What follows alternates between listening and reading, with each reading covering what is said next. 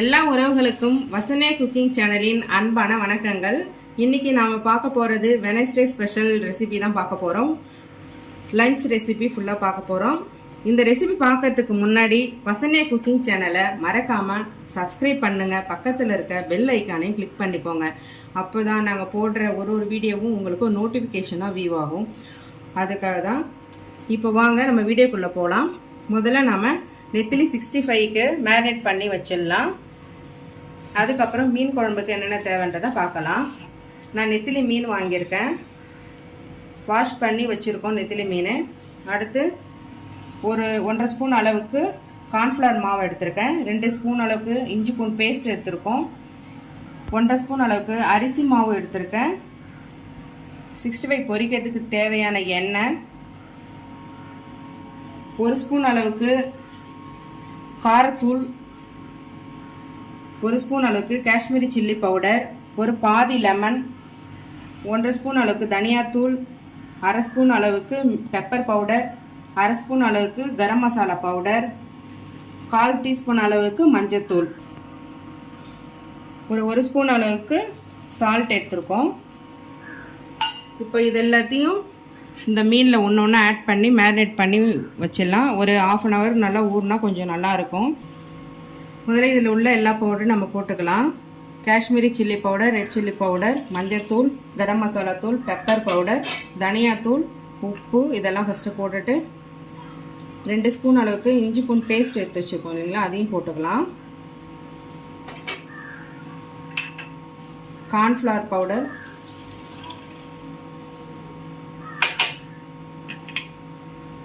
அரிசி மாவு,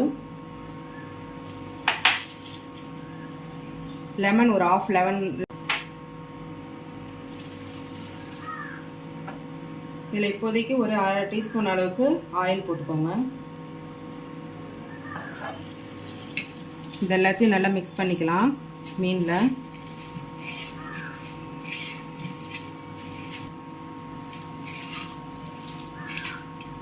இப்போ இந்த அளவுக்கு நல்லா மிக்ஸ் பண்ணி வச்சுக்கோங்க. ஒரு 1/2 ஹவர்லேருந்து 1 hour வரைக்கும் நல்லா ஊறட்டும். அதுக்குள்ளே நம்ம மீன் குழம்புக்கு தேவையான பொருட்களை என்னென்னு பார்க்கலாம். இன்றைக்கி செய்ய போகிற மீன் குழம்பு வந்து பார்த்திங்கன்னா காணாங்கத்தை மீன் குழம்பு தான். அதை எப்படி செய்யலான்றதை பார்க்கலாம்.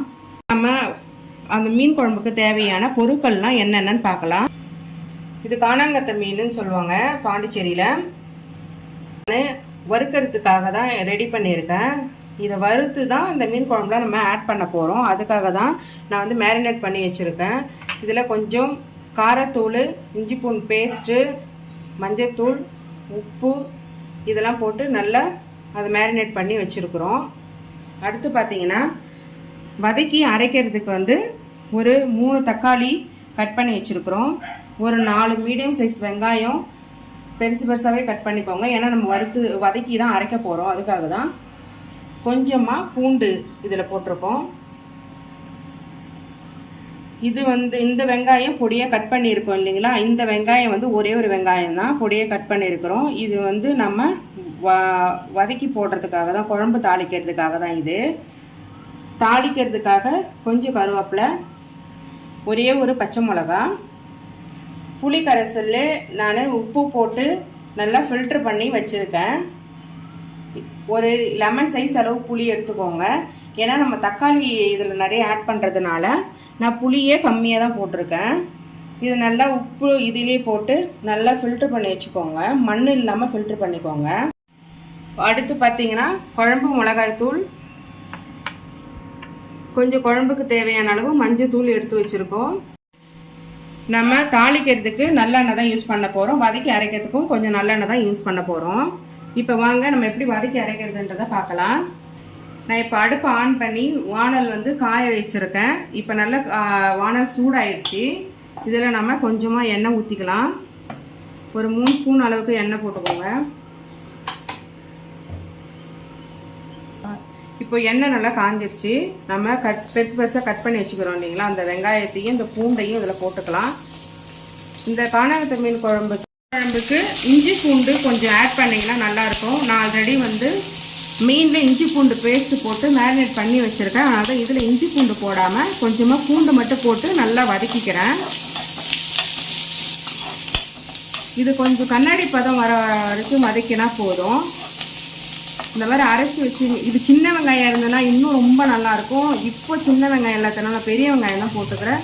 உங்கள்கிட்ட சின்ன வெங்காயம் இருக்குன்னா நீங்கள் அதை கூட போட்டு அரைச்சி வச்சு மீன் கொண்டு வைங்க.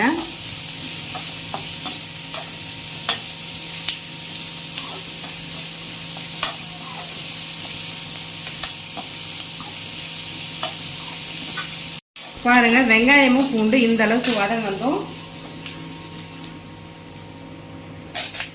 3 தக்காளி, பெரிய பெரிய தக்காளி இது கட் பண்ணி வச்சிருக்கேன், அதையும் போட்டுக்கலாம்.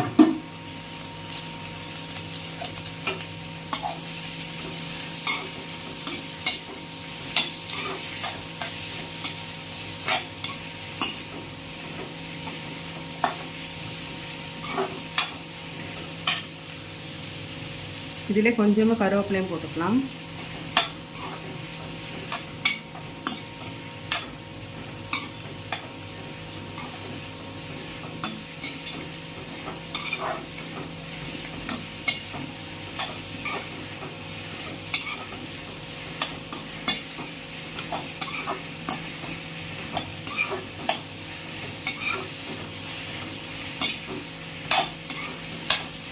இப்போ இந்த அளவுக்கு வதங்கின பிறகு, ரொம்ப தக்காளி குழம்புன்னு வதங்கணும்னு இல்லை, கொஞ்சம் லைட்டாக அந்த மேல் தோல் வந்தால் போதும்.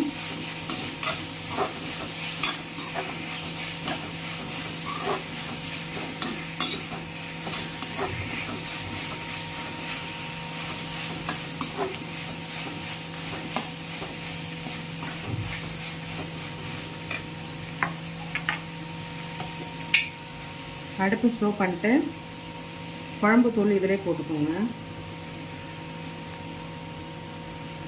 உங்களுக்கு எந்த அளவுக்கு காரம் வேணுமோ அந்த அளவுக்கு. நான் இப்போ ஒரு 5 ஸ்பூன் அளவுக்கு குழம்பு மிளகாத்தூள் போடுறேன். நான் குழம்பு கொஞ்சம் நிறைய வைக்கிறேன், ஒரு 6 பேருக்கு ஏற்ற மாதிரி. கொஞ்சமாக மஞ்சத்தூள்,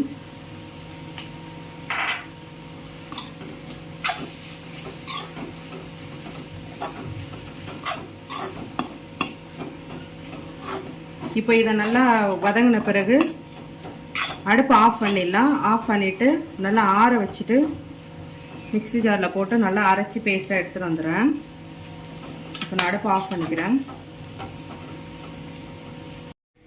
இப்போ நம்ம அரைச்சின்னு வந்து வச்சுருக்கோம். இந்த விழுது மசாலாலாம் வதக்கி வச்சுருந்தோம் இல்லைங்களா, அதை அரைச்சின்னு வந்தாச்சு. இப்போ ஒரு அடுப்பு ஆன் பண்ணி சட்டி வச்சுருக்கேன். இதில் தான் நம்ம குழம்பு தாளிக்க போகிறோம். இப்போ நம்ம ஒரு 4 ஸ்பூன் அளவுக்கு, சட்டி காஞ்ச பிறகு ஒரு 4 ஸ்பூன் அளவுக்கு நல்லெண்ணெய் ஊற்றிக்கலாம்.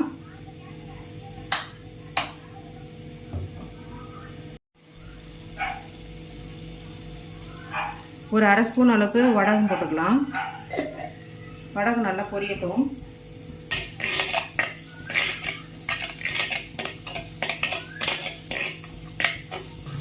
வடகம் பொரிஞ்ச பிறகு கருவேப்பிலை எடுத்து வச்சுருக்கோம், அதையும் போட்டுக்கலாம். ஒரு பச்சை மிளகாய் வச்சுருந்தோம், அதையும் போட்டுக்கலாம்.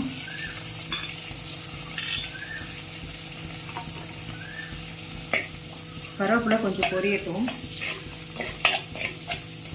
அப்போ தான் கருவேப்பிலையோட அந்த மணமெல்லாம் அந்த எண்ணெயில் போச்சுன்னா குழம்பு நல்லா ருசியாக இருக்கும். அதுக்காக தான் ஸ்டார்டிங்கில் கருவேப்பிலை போட்டுறோம். இப்போ நம்ம கட் பண்ணி வச்சுக்கிற வெங்காயத்தையும் இதில் போட்டுக்கலாம்.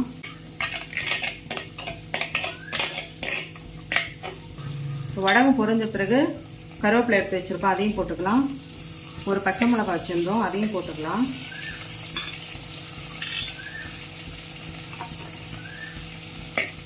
கருவேப்பிலை கொஞ்சம் பொரியட்டும். அப்போ தான் கருவேப்பிலையோட அந்த மணமெல்லாம் அந்த எண்ணெயில் போச்சுன்னா குழம்பு நல்லா ருசியாக இருக்கும். அதுக்காக தான் ஸ்டார்டிங்கில் கருவேப்பிலை போட்டுறோம். இப்போ நம்ம கட் பண்ணி வச்சுக்கிற வெங்காயத்தையும் இதில் போட்டுக்கலாம்.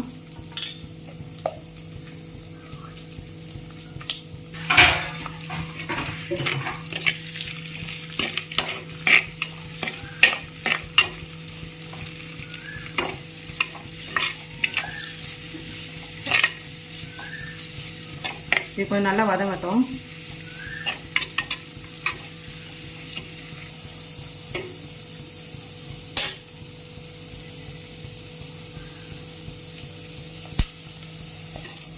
வெங்காயம் இந்த அளவுக்கு வதங்கட்டும். நம்ம அரைச்சி வச்சிருக்க இந்த விழுதை சேர்த்துக்கலாம். இது கொஞ்சம் நல்லா வதங்கட்டும். அடுப்பு சிம்மில் வச்சுட்டு ஒரு மூணு சேர்த்துக்கலாம்.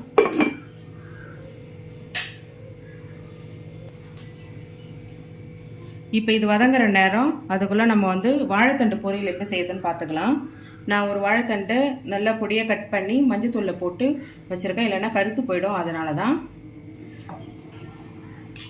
தாளிக்கிறதுக்கு கடுகு, சீரகம், ஒரு காஞ்ச மிளகாய், அரை ஸ்பூன் கடுகு, 1/4 ஸ்பூன் சீரகம் போட்டிருக்கேன். இது மூணு தாளிக்கிறதுக்கு கொஞ்சமாக மஞ்சத்தூள் ஒரு பிஞ்ச் அளவு போட்டுக்கோங்க. ஆல்ரெடி நம்ம வாழைத்தண்டில் போட்டிருக்கோம். பச்சைப்பருப்பு ஒரு 2 ஸ்பூன் அளவுக்கு வாஷ் பண்ணி ஊற வச்சு வச்சுருக்கேன். ஒரே ஒரு வெங்காயம் கட் பண்ணி வச்சுருக்கேன் பொடியாக. கொஞ்சமாக கருவேப்பிலை, ஒரு 2-3 ஸ்பூன் அளவுக்கு தேங்காய் துருவல் வச்சுருக்கேன். இப்போ வாங்க நம்ம வாழைத்தண்டு பொரியல் எப்படி செய்யறதுன்னு பார்க்கலாம்.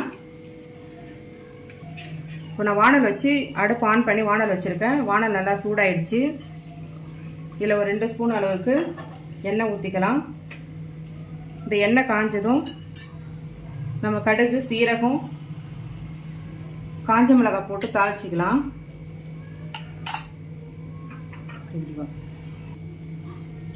இப்போ வாங்க அதுக்குள்ளே நம்ம மீன் குழம்பு அந்த மசாலா ஊற்றி வச்சுக்கோம் இல்லைங்களா, அது வதங்கிடுச்சான்னு பார்ப்போம்.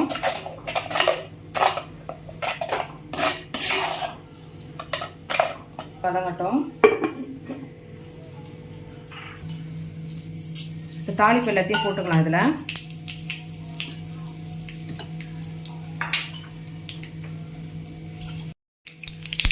வெங்காயமும் கருவேப்பிலையும் போட்டுக்கலாம். கொஞ்சம் வதங்கட்டும். ரொம்ப வதங்கணும் இல்லை, கொஞ்சம் வதங்கினா போதும்.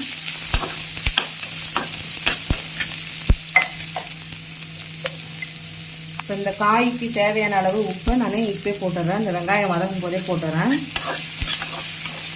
கல்லுப்பு போட்டிருக்கேன்.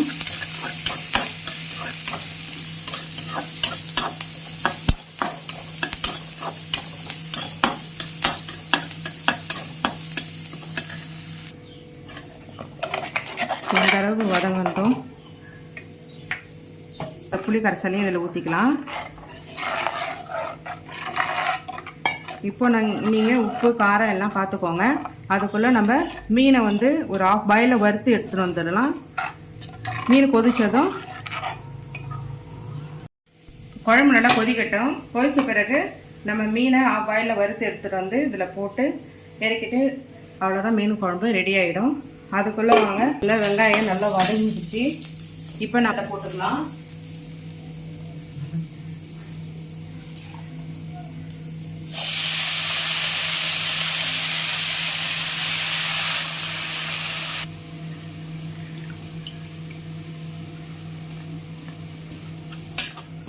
இதை நல்லா கொஞ்சம் வதக்கிக்கலாம்.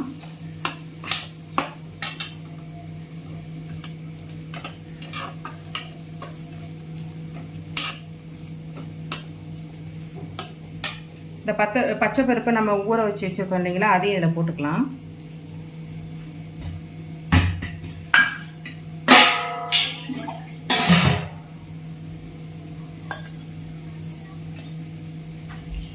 போட்டு தேவையான அளவு கொஞ்சமாக தண்ணி ஊற்றிக்கலாம்.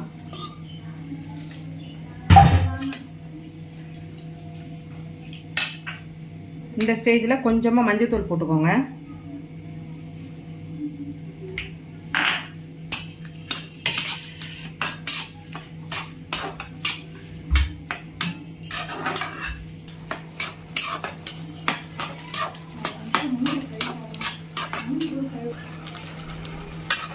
வாழைத்தண்டு நல்லா தண்ணி விடும். மூடி போட்டு மறுபடியும் வச்சிடலாம். கொஞ்சம் வெந்ததுன்னா தேங்காய் பூ போட்டு இறக்கிடலாம். இப்போ பாருங்கள், வாழைத்தண்டு பொரியல் ரெடி ஆயிடுச்சு. தேங்காய் அதில் போட்டு ஒரு கிளறி அடுப்பை ஆஃப் பண்ணிடலாம். அவ்வளோதான் வாழைத்தண்டு பொரியல். அவ்வளோதான், அடுப்பு ஆஃப் பண்ணிக்கலாம். இப்போ நம்ம மீனை ஒரு ஆஃப் பாயிலில் தான் ஃப்ரை பண்ண போகிறோம். ஃப்ரை பண்ணிவிட்டு மீன் குழம்புல போட போகிறோம். அதுக்காக தான் இதில் வந்து மீன் போட்டு வச்சுருக்கேன். எண்ணெய் ஊற்றி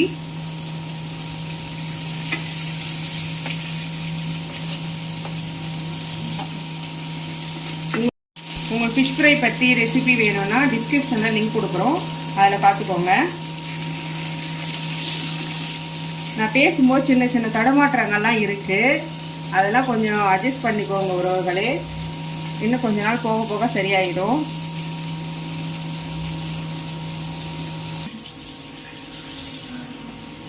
மீன் குழம்பு நல்லா கொதிச்சிச்சு. இப்போ நம்ம மீன் போட்டுக்கலாம். ஹாஃப் பாயிலில் வேக வச்சு வச்சுருக்கோம் இல்லைங்களா, அந்த மீனை இதில் போட்டுக்கலாம்.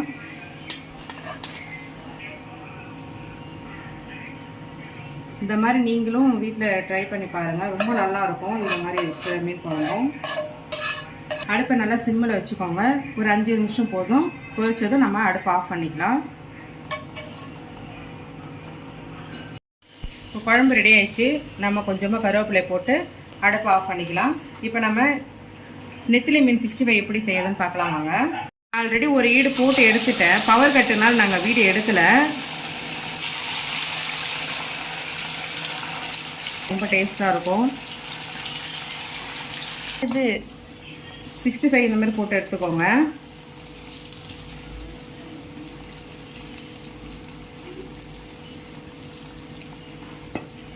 நம்ம வெனஸ்டே ஸ்பெஷல் லஞ்ச் தான் பார்த்துட்டு இருந்தோம். அதில் நம்ம இப்போ என்னென்ன செஞ்சுருக்கோம் அப்படின்னாக்கா, வறுத்த காணங்கத்தை மீன் குழம்பு, நெத்திலி 65, 2 முட்டை, வாழைத்தண்டு பொரியல்.